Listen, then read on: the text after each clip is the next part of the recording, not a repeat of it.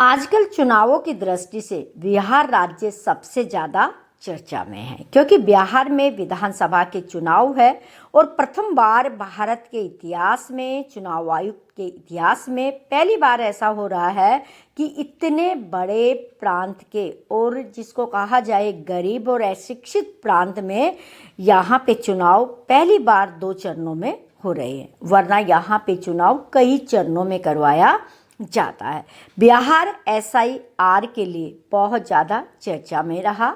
बिहार की विधानसभा में सदस्यों की संख्या 243 है और बिहार में अभी तक एक ही परिवार के सदस्य ज़्यादातर मुख्यमंत्री रहे हुए हैं। अब हम चर्चा करते हैं कि बिहार की विधानसभा एक सदस्य है या द्विसदनीय है। तो बिहार की विधानसभा वर्तमान समय में एक सदस्य है जिसमें 243 मेंबर्स है जिनके लिए चुनाव होता है। अब चर्चा कर लेते हैं कि बिहार पर ही इतनी चर्चा क्योंकि बिहार और बिहारियों को लोग बहुत प्यार करते हैं।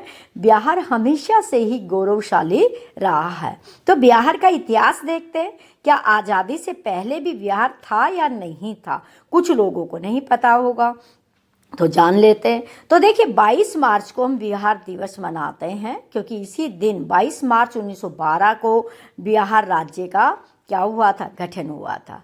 जब ओडिशा, बिहार और बंगाल प्रेसिडेंसी से अलग करके एक नया प्रांत बनाया गया, इसी कारण से 22 मार्च को बिहार दिवस से मनाते हैं। 1912 में ब्रिटिश सम्राट जॉर्ज पंचम ने इसकी घोषणा की थी। 22 मार्च 1912 से पहले ये बंगाल का भाग था। बाद में बंगाल, बिहार, असम कानून अधिनियम के तहत बिहार और उड़ीसा को एक अलग प्रांत का दर्जा दे दिया था। लेकिन 1936 में उड़ीसा को भी बिहार से अलग कर दिया जाता है। अब बात करते हैं 1912 से पहले बिहार क्या था। 1912 से पहले बिहार का नाम मगध था, जिस पर बड़े बड़े राजा, सम्राट, बिम्बिसार, अजातशत्रु महान सम्राट यहाँ से हुए और बाद में जब मुस्लिम शासक था तो इसका नाम बिहार पड़ा और बंगाल प्रेसिडेंसी से ये 1912 में अलग होके बना। अब ये बड़ा